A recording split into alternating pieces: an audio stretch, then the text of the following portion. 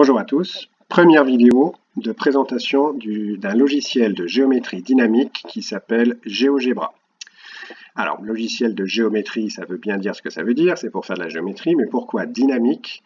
Dynamique, en fait, ça veut dire qu'il bouge, donc ici on va pouvoir bouger très facilement les figures, alors que dans le cahier, sur une feuille, quand on fait une figure, si on veut la changer de place ou changer une longueur par exemple, on est obligé d'effacer et de recommencer. Là, on va pouvoir très facilement déplacer les objets.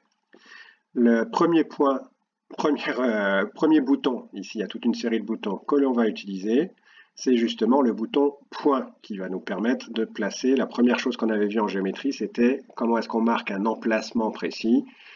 On marque un emplacement par ce qu'on appelle un point. Alors on avait vu qu'un point se note par une petite croix. Dans cette version du logiciel, en dessous là, on peut choisir la forme du point. Pour l'instant, il est sous forme de petit pâté là, et on avait vu que normalement c'était une croix. Donc on peut éventuellement changer en une croix dans cette version.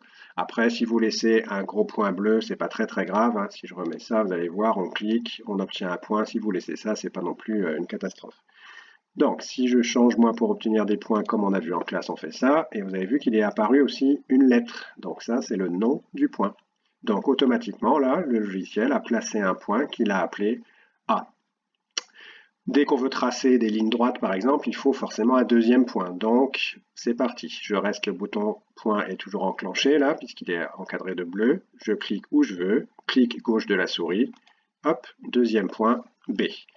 Si ce point, je ne veux plus qu'il s'appelle B, il y a une petite astuce.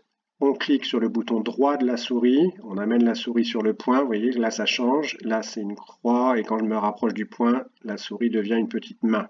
Donc elle a compris que je parle de la croix, là, du point. On clique sur le bouton droit de la souris. Il y a une petite fenêtre qui s'ouvre, un petit menu. On peut choisir afficher l'objet, ça fait disparaître la croix ou pas. Afficher l'étiquette, ça fait disparaître le nom du point. Si je veux le remettre, il faut penser à afficher l'étiquette. Et si je veux changer le nom du point, ben c'est facile, il suffit de lire renommer. Donc on clique là-dessus, il y a une petite fenêtre qui s'ouvre, il s'appelle B. Si je veux l'appeler T par exemple, attention, T majuscule. Je clique, j'écris T et je clique sur OK. Première chose qu'on va tracer, maintenant une ligne droite. Il y a 3 lignes droites possibles. Il y a ce qu'on appelle un segment, il y a ce qu'on appelle une droite, puis il y a une demi-droite. On va commencer par segment. Pour l'instant, le bouton qui est là, automatiquement, c'est droite. Si on veut des segments, on appuie sur le petit triangle, petit menu qui déroule, segment. Donc on va choisir segment. Le segment qui a pour extrémité A et T. Logiquement, pour tracer ce segment, qu'est-ce qu'on fait? Souris. Eh bien, on va cliquer sur A. Qu'est-ce qui se passe? Pour l'instant, rien. Si je décale la souris, hop, on voit qu'il y a une ligne droite qui apparaît. La ligne droite qui change de longueur quand je bouge la souris. Donc là, j'ai un segment. Sauf que ce segment, on veut que son autre extrémité soit T. Donc, on va amener la souris sur T. On s'aperçoit que quand on se rapproche, c'est comme si à un moment, c'était aimanté. Hop. Et il faut évidemment cliquer sur T. On clique. Voilà mon segment AT. Vous vous souvenez, le segment AT s'écrit entre crochets, AT. Je pouvais aussi cliquer sur T puis sur A pour un segment, ça revient au même. Maintenant, on va tracer une droite. On va placer d'abord un autre point peut-être. Hop, on peut l'appeler B, ça gêne personne. Et maintenant, on va tracer la droite AB. Droite, ici. Pour tracer la droite AB, alors attention, là, on a un risque de se tromper. En fait, il faut se rappeler ce qu'on a fait pour un segment. Le segment d'extrémité A et T, on a d'abord cliqué sur A, puis on a cliqué sur T.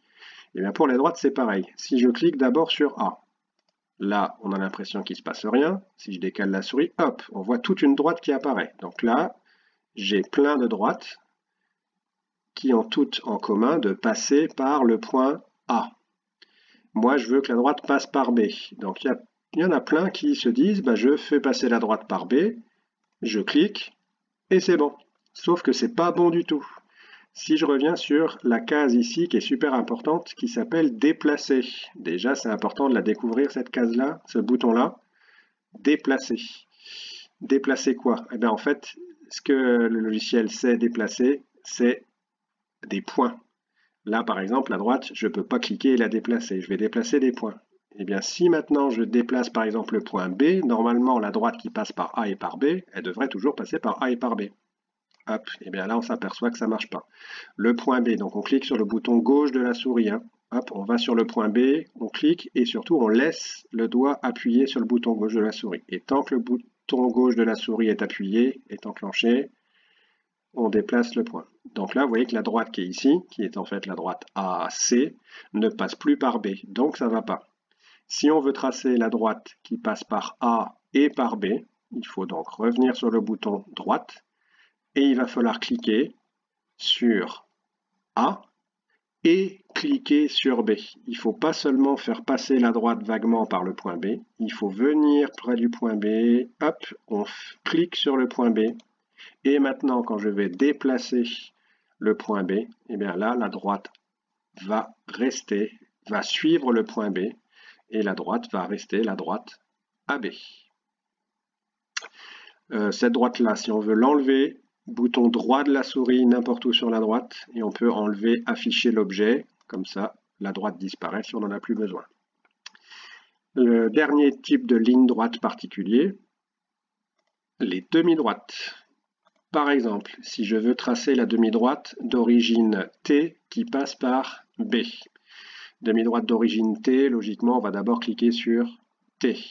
Et c'est après qu'on a le même risque. Donc là, il y a une demi-droite d'origine T qui apparaît. En fait, voilà toute une infinité de demi-droites d'origine T possibles.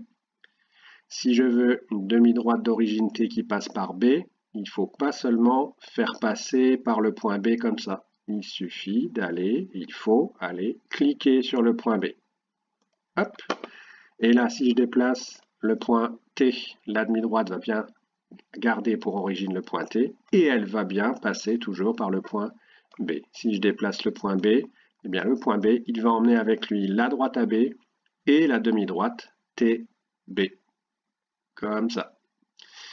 Si maintenant je veux tracer une autre demi-droite, la demi-droite d'origine C et qui passe par T, attention, c'est plus la même origine. Il faut bien penser d'abord à cliquer sur C, l'origine de la demi-droite. Voilà, plein de demi-droites d'origine C. Et cliquer ensuite sur le point T. Et voilà une demi-droite, la demi-droite, pardon, d'origine C qui passe par T. On peut déplacer carrément toute la figure. Bouton déplacer, vous mettez votre souris n'importe où sur la page blanche. Bouton gauche de la souris enclenché, il y a un petit point qui s'est formé, vous voyez, on peut déplacer carrément toute la figure en faisant comme ça. On peut voir dans cette première vidéo peut-être une dernière petite chose, la demi-droite d'origine C qui passe par T et la droite AB se coupent en un point ici, ce qui s'appelle le point d'intersection des deux droites. Pour marquer ce point d'intersection, alors en fait il y a deux solutions, soit on clique sur point et on se rapproche ici du point d'intersection et quand il y a le petit doigt, la petite main là qui apparaît, vous cliquez et ça vous donne l'intersection.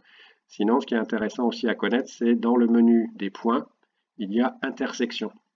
Donc on choisit intersection, puis on va cliquer, non pas pile à l'endroit où les deux droites et demi-droites se coupent, mais on peut cliquer n'importe où sur la droite et n'importe où sur la demi-droite. Si je veux le point d'intersection de cette ligne-là, la droite AB, et de cette ligne-là, la demi-droite CT, ben je clique n'importe où sur la droite AB, puis je clique n'importe où sur la demi-droite CT.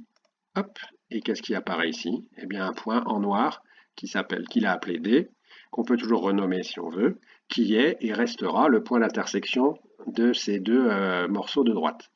Une petite remarque, ce point D, on ne peut pas le déplacer lui. Là, vous voyez, je suis sur le point D, je maintiens le bouton gauche de la souris, je ne peux pas du tout le déplacer. C'est normal parce que comme c'est l'intersection de la droite AB et la demi-droite CT, il dépend des deux. Si je veux déplacer le point D, le seul moyen, c'est de bouger l'une des deux portions de droite. Si je fais ça, ben là, le point D, il bouge. La demi-droite bouge, et on voit bien qu'il reste sur la droite AB.